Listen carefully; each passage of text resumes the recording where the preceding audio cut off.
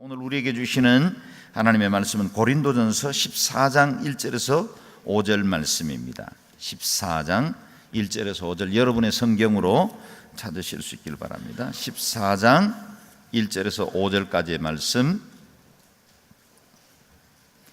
저와 여러분 한 절씩 교도가여서 받들어 읽겠습니다. 사랑을 추구하십시오. 신령한 것들을 열심히 구하되 특히 예언하기를 간절히 구하십시오.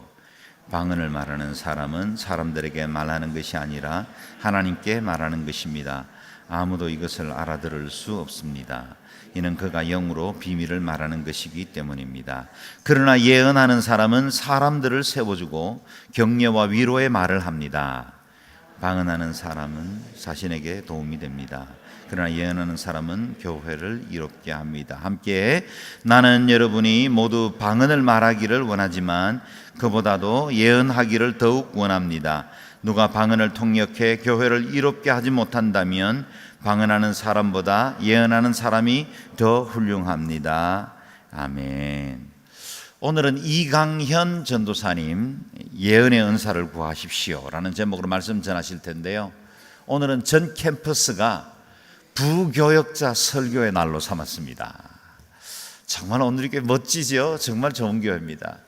그래서 모든 캠퍼스에 부교역자들이, 물론 다 할 수 없는 부교역자들이 많기 때문에 할 수 없는 캠퍼스들도 있지만, 부교역자들이 설교의 기회를 갖고 또 우리 성도들과 함께 말씀 은혜 나누는 귀한 시간을 가지게 되었습니다.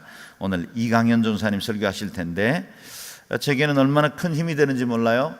얼마나 꼼꼼한지. 완벽주의자입니다. 제가 감당치 못할 분인데, 그래서 제게는 우리 목회의 모든 시스템들이 아주 견고하게 서고 큰 힘이 되는 귀한 우리 사역자이고, 앞으로도 하나님 귀하게 쓰실 겁니다. 이 시간에 박수로 한번 환영하고 격려해 주시기 바랍니다.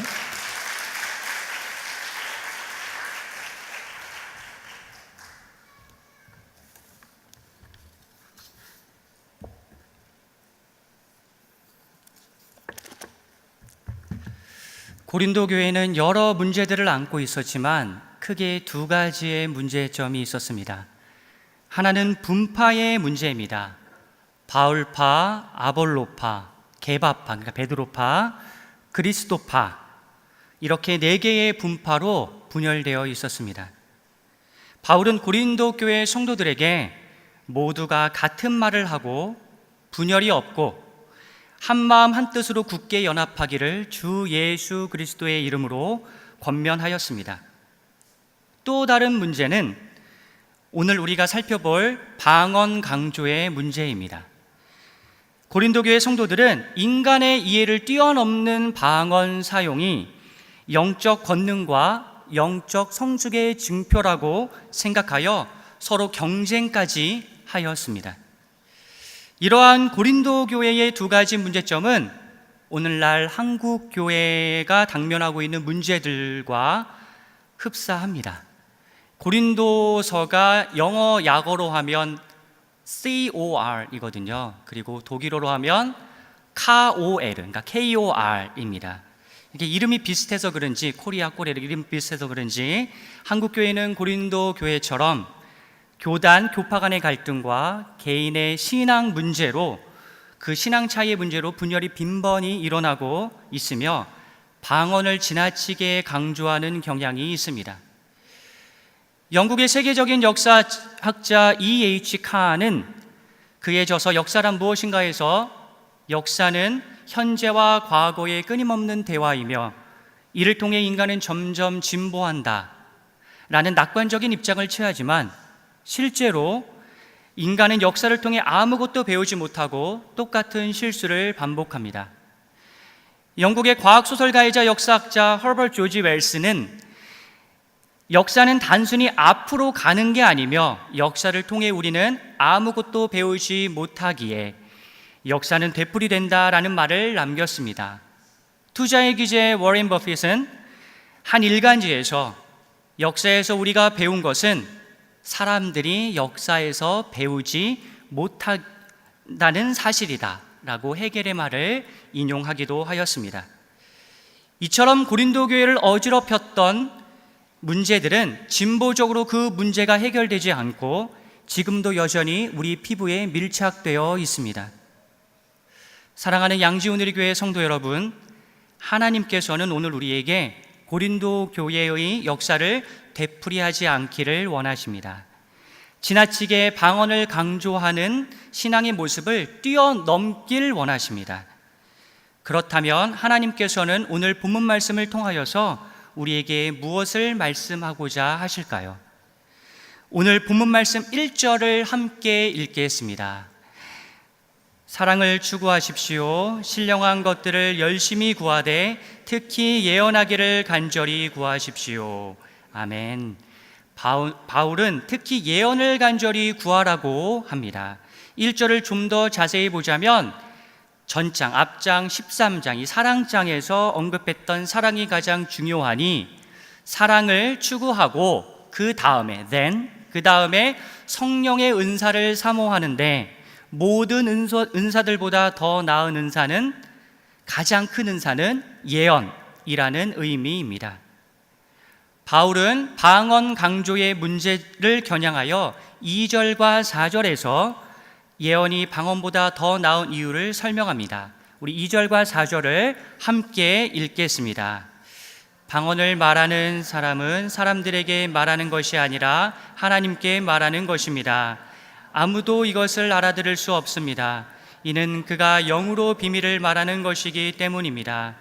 방언하는 사람은 자신에게 도움이 됩니다. 그러나 예언하는 사람은 교회를 이롭게 합니다. 아멘. 방언은 하나님에게 말하는 것이기에 사람들은 알아들을 수가 없어서 자기에게만 덕을 세우지만, 예언은 교회를 이롭게 하고 교회의 덕을 세운다는 말입니다. 자기의 덕은 인간의 내적인 자기 만족에 머무르게 되지만, 그러한 위험성이 크지만 교회의 덕을 세운다는 것은 그 신앙 공동체 전체를 기쁘게 하고 만족하게 할 수 있다는 의미입니다. 이러한 이유를 들어서 바울은 예언의 중요성을 증명하고 있습니다. 그래서 오늘 설교 제목은 예언의 은사를 구하십시오입니다. 구하는 자에게 주시는 하나님께서 우리가 예언의 은사를 받기 원한다면 하나님께서는 반드시 주실 것입니다. 우리 좌우에 있는 성도님들과 이렇게 인사를 해볼까요? 예언의 은사를 구하십시오. 예언의 은사를 구하십시오. 아직 받지 못했을지 모르지만 앞으로 예언의 은사를 받게 될 것이라는 확신을 갖고 이렇게 미리 다시 한번 좀 선포하겠습니다. 우리 앞뒤로도 좀 이렇게 나누실까요? 예언의 은사를 구하십시오. 예언의 은사를 구하십시오. 우리는 예언의 은사를 받은 예언자가 되어야 하는데 되지 못하는 큰 이유 중에 하나는 바로 예언에 대한 오해 때문입니다. 예언이라고 하면 우리는 흔히들 이러한 장면을 떠오릅니다. 동쪽으로 10km 가면 귀인을 만날 것이다. 자네는 내년에 교통사고를 조심해야 되겠어. 당신은 3년 뒤에 어떤 남자를 만날 텐데 그 남자를 꼭 잡아야 돼. 안 그러면 결혼 못 해. 이번 로또 당첨 번호는 4, 9, 36. 이러한 장면이 떠오르기 때문에 우리는 예언이란 어떠한 신통한 능력을 받은 극소수의 사람이나 받는 은사라고 착각합니다. 그런데 오늘 본문 말씀은 예언에 대한 우리의 오해와 착각을 바로잡아주고 있습니다. 3절을 우리 개역개정 성경으로, 여러분이 가지고 있는 성경은 우리말 성경일 텐데요, 자막으로 나옵니다. 개역개정 성경으로 함께 읽어보겠습니다. 그러나 예언하는 자는 사람에게 말하여 덕을 세우며 권면하며 위로하는 것이요. 아멘. 바울은 예언을 3가지로 정의 내리고 있습니다. 덕을 세우며 권면하며 위로하는 것이라고 합니다. 이 원문에 보면 더 확실히 구별이 되어 있는데요, 이렇게 나와 있습니다. 예언하는 자는 사람들에게 말을 합니다. 덕과 권면과 위로를. 예언, 즉 미리 말하되 덕과 권면과 위로를 말을 하는 자가 예언의 은사를 받은 예언자라는 것입니다. 우리가 이제 하나씩 차례로 살펴보겠습니다. 첫째, 예언자는 덕을 세우는 말을 합니다. 덕이란 단어를 원어로 연구해 보면 건물을 세우다라는 뜻입니다. 건물을 세우는데 말씀의 진리라는 벽돌로 건물을 세운다는 의미입니다. 찬송가 204장 주의 말씀 듣고도 행치 않는 자는 모래 위에 터 닦고 집을 지음 같고 주의 말씀 듣고서 준행하는 자는 반석 위에 터 닦고 집을 지음 같다 라고 합니다. 이 밀로아 선교사님이 쓴 가사이죠. 하나님의 말씀 진리라는 벽돌로 건물을 세우는 일이 바로 덕을 세우는 말입니다. 예를 들어서 아이가 엄마 왜 맨날 내가 동생한테 양보해야 돼? 나도 엄마 자식이야 라고 한다면 무엇이라고 말해야 될까요? 아휴 그만 좀 해. 좀 양보하면 어떠니? 못해 처먹어가지고 라고 해야 하나요? 아니면 또 싸우니? 너 엄마 죽는 꼴 볼래? 라고 해야 하나요? 그렇지 않습니다. 덕을 세우는 말은 이렇습니다. 얘야 주는 것보다 받는 것이 더 반대로 됐죠. 얘야 받는 것보다 주는 것이 더 복이 있단다. 지금 양보한다고 해서 손해보는 것은 아니니 너무 속상해하지 마. 하나님께서 다 채워주실 거야. 이 엄마는 사도행전 20장 35절 말씀에 의지하여 하나님의 말씀 진리라는 벽돌로 건물을 세우는 예언의 말을 하였습니다. 만일 아이가 할머니 난 커서 뭐가 될까요? 하고 싶은 게 아무것도 없어요 라고 한다면 무엇이라고 말해야 하나요? 에휴 넌 꿈도 없니? 하여간 지 애비 닮아가지고 라고 말하면 안 됩니다. 답답하고 속이 상하더라도 그렇게 말하면 손자는 상처를 받게 됩니다. 덕을 세우는 말은 이렇습니다. 얘야 너는 다윗의 담대함과 솔로몬의 지혜를 가진 하나님께서 크게 사용하시는 인물이 될 거야. 지금은 잘 모르겠지만 하나님께서 언젠가 알려주실 거야. 우리 함께 기도해 보자. 이 할머니는 다윗과 솔로몬의 성경 이야기라는 벽돌로 건물을 세우는 예언의 말을 하였습니다. 만일 부부 혹은 연인 간에 심하게 싸웠다면 우리는 어떻게 실마리를 풀어내야 할까요? 바로 이혼 도장 찍으러 가고 바로 헤어져 라고 해야 할까요? 덕을 세우는 말은 이렇습니다. 자기야, 낯간지럽지만 제가 노력해 보겠습니다. 자기야, 내가 예수님처럼 사랑하지 못하더라도 예수님이 가르쳐 주신 대로 당신 눈 속에 있는 티가 아니라 내 눈 속에 있는 들보를 봤어야 했는데 그러지 못해서 미안해. 그래도 해가 지도록 분을 품으면 안 좋으니까 우리 화해하자. 이 모든 게 너무 긴가요? 제가 나중에 적어드리겠습니다. 이 모든 게 과정이잖아. 이러한 과정을 통해서 우리 사랑이 더 깊어질 거야. 이렇게 말하는 아내, 남편, 여자친구, 남자친구는 지금 마태복음 7장 3절과 에베소서 4장 6절의 말씀 그리고 예수님의 성품이라는 벽돌로 건물을 세우는 예언의 말을 하였습니다. 이처럼 덕을 세우는 말을 하는 예언자는 성경 말씀을 인용하거나 성경의 이야기를 들려주거나 성경의 가치관을 제시하는 방법을 사용합니다. 마치 철로 역정에서 크리스천에게 말씀 진리를 제시했던 복음 전도자처럼 말입니다. 여러분, 이렇게 말하는데 돈이 드나요? 그런데 이 예언은 큰 돈을 투자하여 얻는 성과와는 비교도 할 수 없을 만큼의 강력한 힘을 지니고 있습니다.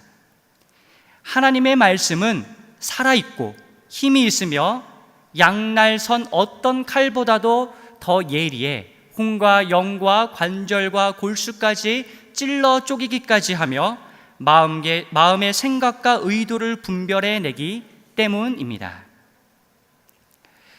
둘째, 예언자는 권면하는 말을 합니다. 권면이란 단어를 원어로 연구해 보면 지적으로 변호하다라는 뜻입니다. 법적으로 어려움에 처해 있는 억울한 사람을 변호해 주어 지지해 준다는 의미가 담겨 있습니다. 어디로 가야 할지 갈피를 잡지 못하는 사람에게 읽은 책이나 삶의 경험을 토대로 하여서 지혜의 길을 안내하는 충고가 바로 권면하는 말입니다. C.S. 루이스의 기독교적 상상력의 보고인 소설 나니아 연대기는 반지의 제왕, 어스시의 마법사와 함께 3대 판타지 소설로 손꼽힙니다. 해리포터가 아닙니다. 이 3대 판타지인데요. 이 나니아 연대기는 총 7개의 이야기가 있는데 저는 개인적으로 4장 캐스피언 왕자를 가장 재미있게 읽었습니다. 캐스피언 왕자를 도와 주인공인 네 남매 피터, 수잔, 에드먼드, 루시가 나니아 땅을 되찾는 과정을 그린 내용입니다. 되찾는 과정은 참으로 힘든 일이었는데 지쳐서 용기를 잃은 이들에게 거대한 사자 아슬란이 나타나 이렇게 이야기를 합니다. 세상 일이란 게 똑같은 방식으로 되풀이되지는 않는 법이란다. 나니아는 예전에도 고난을 겪었어. 나니아는 전체가 새로워질 것이다. 자, 가자. 세상 일이 쉽게 해결되는 게 아니라는 지혜를 바탕으로 앞으로 반드시 나아질 것이라고 이들을 지지해주는 예언에 이들은 힘을 얻고 다시 모험의 여정을 떠나게 됩니다. 제가 지금은 나이를 먹어서 이렇지만 어렸을 때는 상당히 귀엽게 생겼습니다. 광고 제의까지 받아 썼다고 들었습니다. 그래서 외할아버지는 다른 손자들보다 저를 자주 데리고 다니셨습니다. 함께 다니면 사람들이 어쩜 이렇게 애가 예뻐요? 라고 말하니까 죄송합니다. 외할아버지는 이 말을 듣기를 참 좋아하셨습니다. 그래서 어렸을 적 저는 다방에 많이 다녔었다고 합니다. 지금은 돌아가신 외할아버지를 떠올리면 생각나는 장면이 하나 있습니다. 명절 때에 가족들이 모이면 저녁을 다 먹은 후에 자신의 방으로 손자들을 하나씩 부르셨습니다. 제가 첫 손자였기에 저를 먼저 부르셨습니다. 할아버지에게 할아버지에게 가면 저를 무릎에 앉히시고 손으로 등을 토닥거려 주시면서 뭐라고 말씀을 하십니다. 그 내용이 저는 하나도 기억이 나지 않습니다. 그런데 뭔가 좋은 말씀을 계속 해주셨습니다. 들었던 말씀 중에 기억에 남는 그 말씀은 단 하나 있는데 용타, 용타, 우리 강연이 용타, 이것을 반복하셨습니다. 저는 제가 지금까지 이렇게 잘 성장할 수 있었던 요인 중에 하나는 바로 외할아버지의 권면하는 예언의 말이었다고 생각합니다. 긍정적으로 생각해야 하는 것은 누구나 알고 있습니다. 하지만 깊고 어두운 심리적 수렁에 빠지면 그걸 알아도 부정적인 생각만 하게 됩니다. 이러한 사람들에게는 지지해주고 변호해주는 권면의 말을 하는 예언자 당신이 필요합니다. 지혜로운 한 줄기 빛이 되어 그들을 구해내기를 하나님께서는 우리에게 원하십니다. 셋째, 예언자는 위로하는 말을 합니다. 위로란 단어 원어를 연구해 보면 힘을 얻게 하다 라는 뜻입니다. 마음의 동요가 일어난 자를 안심시키고 얼어붙어 있는 이 딱딱한 마음을 따뜻하게 공감하여 녹여준다는 의미가 스며 있습니다. 내 옆으로 가까이 오라고 우호적으로 하는 말이나 옆에서 지켜보면서 챙겨주고 관심 있게 다가가는 행동이 바로 위로하는 말입니다. 어느 영어 선생님의 경험담을 함께 나누고자 합니다. 미국의 어느 집 앞 경사진 도로에 한 어린아이가 세발 자전거를 타고 오르막길을 오르고 있었습니다. 오르막길을 오르고 있었고 바로 아래는 차가 다니는 도로가 있었습니다. 경사가 조금 있어서 그 아이의 힘으로는 올라오기 힘들었습니다. 그러면 자전거에서 내려와서 자전거를 가지고 이 아이는 올라가야 되나 자전거를 탄 상태로 계속 올라가려고 애를 쓰고 있었습니다. 그러나 자전거는 앞으로 올라가지 않고 조금씩 뒤로 밀리기 시작했습니다. 그런데 엄마는 화초를 돌보느라고 이 아이를 못 보고 있었습니다.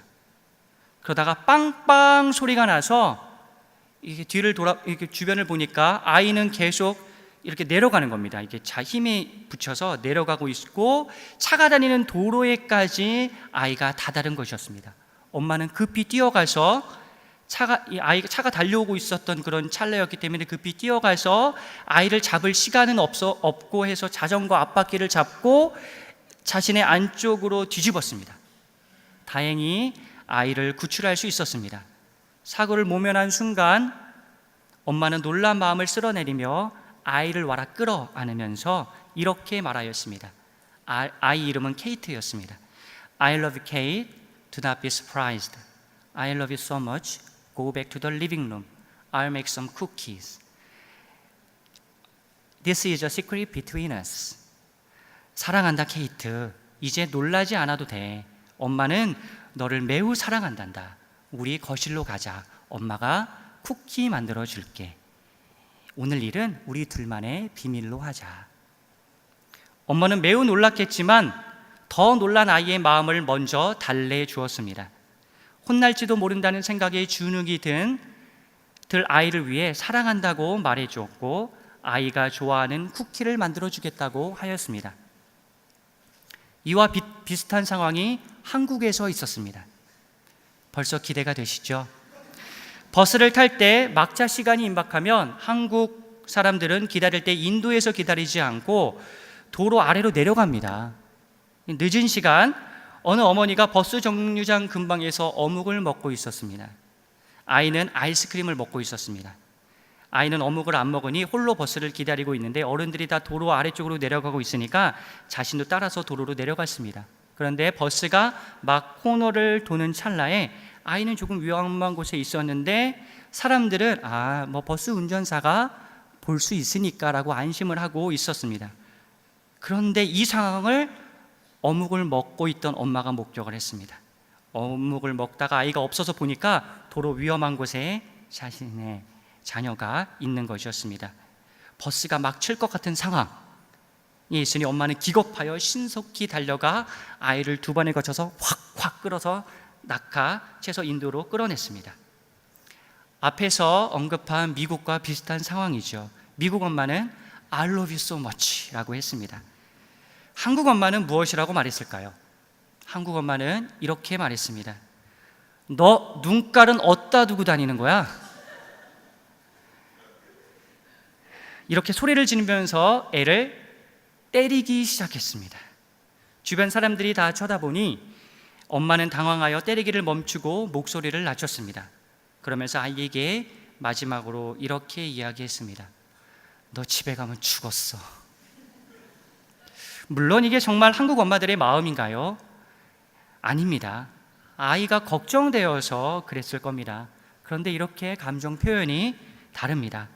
마치 지난달 양희은과 악동 뮤지션이 콜라보 무대로 꾸몄던 엄마가 딸에게 라는 노래 가사에 보면 공부해라, 성실해라, 사랑해라고 말하지만 마음속으로는 그게 다 어렵고 나도 그렇게 살지 못했다는 고백처럼, 그러나 마음속에 그 고백이 있지만 말로는 공부해라, 성실해라, 사랑해라라고 말하는 것처럼 그렇게 하고 있죠. 디즈니랜드에서는 못 보는데 에버랜드에서 꼭 볼 수 있는 장면이 있습니다. 우는 아이들입니다. 왜 울까요? 엄마에게 맞아서 옵니다. 날씨 좋아서 나왔습니다. 그런데 엄마 말을 안 들으면 어떻게 되나요? 그 앞에서 맞습니다. 둘 중에 누가 위로하는 말을 하는 예언자인지는 자명합니다. 지금까지 우리는 예언의 세 요소인 덕, 권면, 위로를 살펴보았습니다. 표로 한번 정리해 드리겠습니다. 제가 표를 되게 좋아하거든요. 덕, 말씀 진리 제시, 권면, 지혜로운 충고, 위로, 따뜻하게 공감, 순으로 되어 있죠. 그런데 예언할 때는 순서를 뒤집어서 역순으로 해야 합니다. 그러니까 위로를 하고 그 다음 권면을 하고 그 다음에 덕을 이야기해야 하는 게 좋습니다. 예를 들어 건강 때문에 염려하는 사람에게 그러니까 평소에 건강 관리를 잘 했어야죠 라고 한다면 이 말은 권면입니다. 그런데 듣기 좀 거북합니다. 아무에게도 염려하지 말고 오직 모든 일에 기도와 간구로 이렇게 너희 구할 것을 감사함으로 하나님께 아뢰라고 하잖아요.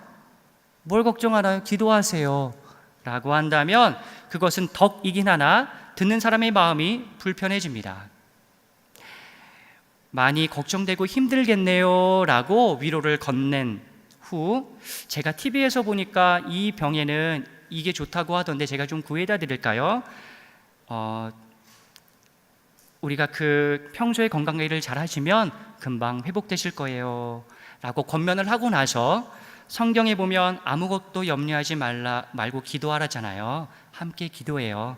곧 회복되실 거예요 라고 덕을 세우는 말을 하는 자가 바로 하나님이 원하시는 진정한 예언자입니다. 성교지에서도 우리가 말씀 진리를 제시하는 덕과 지혜로운 충고, 권면을 말하기 전에 따뜻하게 공감하는 위로를 하여 일단 그들의 마음을 편안하게 해줘야 합니다.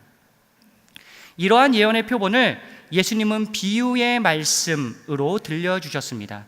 누가복음 15장에 나오는 탕자의 비유에서 아버지가 첫째 아들에게 한 말에 드러납니다. 누가복음 15장 31절에서 32절을 개역개정 성경으로 함께 읽겠습니다. 아버지가 이르되 예 너는 항상 나와 함께 있으니 내 것이 다 내 것이로되 이는 죽었다가 살아났으며 내가 잃었다가 얻었기로 우리가 즐거워하고 기뻐하는 것이 마땅하다 하니라. 아멘. 이 말씀을 문학적인 상상력을 가미하여 사극 버전으로 표현하면 이렇습니다. 아들아 많이 서운하였느냐? 내 것은 다 내 것이 될 것인데 뭘 그리 속상해하느냐? 여기까지는 위로의 예언입니다. 내 동생이 죽은 줄로만 알았는데 돌아왔다. 아들을 하나 잃은 줄 알았는데 다시 돌아왔다. 이 얼마나 기쁘고 즐거운 일이 아니겠느냐? 이 상황에서 내가 만일 지금처럼 표정이 굳어 있다면 사람들이 오해를 할 수도 있단다. 자고로 가족은 함께 즐거워하고 기뻐할 수 있어야 한단다. 그러면 웃는 일이 더 많이 생겨날 것이다. 여기까지가 권면의 예언입니다. 하나님께서는 부모를 공경하고 내 형제 사랑하기를 원하신단다. 비록 동생의 허물이 있더라도 가인과 같이 되지 말고 요셉과 같이 되거라. 그러면 동생도 점점 나아질 것이다. 여기까지는 덕을 세우는 예언입니다. 하나님께서는 우리가 이렇게 말하는 예언자가 되기를 원하십니다. 예언의 은사를 구하길 원하십니다. 사랑하는 양지오늘교회 성도 여러분, 5절이 오늘의 결론입니다. 우리 함께 읽겠습니다. 나는 여러분이 모두 방언을 말하기를 원하지만 그보다도 예언하기를 더욱 원합니다. 누가 방언을 통역해 교회를 이롭게 하지 못한다면 방언하는 사람보다 예언하는 사람이 더 훌륭합니다. 아멘. 우리 현재의 모습이 건강하지 않을 수 있습니다. 절망적이고 우울할 수 있습니다. 우리 자녀들의 상황이 답답하고 손자들의 미래가 막막할 수 있습니다. 여러 친구들과 동료들에게 직언을 하고 싶은 유혹에 빠지기도 합니다. 하지만 하나님께서는 그러한 상황 가운데서도 부정적인 말을 하는 게 아니라 덕과 권명과 위로의 예언을 하기 원하십니다. 위로의 말을 하고 권면의 말을 하고 덕을 세우는 말을 하는 예언자가 되기를 오늘 하나님께서는 우리에게 원하십니다. 함께 기도하겠습니다. 하나님 아버지, 현재의 아픔을 공감하고 미래의 희망을 노래하는 예언자가 될 수 있도록 도와주소서. 우리에게 지혜를 더하여 주시고 말씀에 붙들림 바 되는 하나님의 자녀 되게 하여 주소서. 예수님의 이름으로 간절히 기도합니다. 아멘.